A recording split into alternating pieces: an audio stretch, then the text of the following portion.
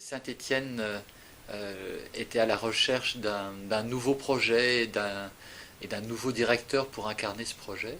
Et ce que j'ai proposé, c'était simplement effectivement de poursuivre l'activité lyrique qui a fait les grandes heures de la maison, d'étoffer l'activité symphonique, y ajouter d'ailleurs une activité de musique de chambre,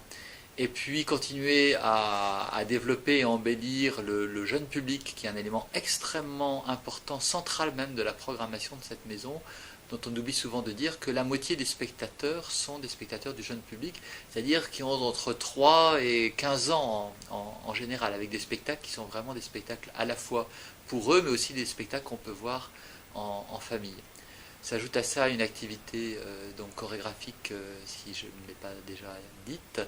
et une programmation de théâtre qui vient en complémentarité de celle de nos amis et collègues de la Comédie de Saint-Étienne, qui est un CDN, c'est-à-dire Centre Dramatique National, lieu de création,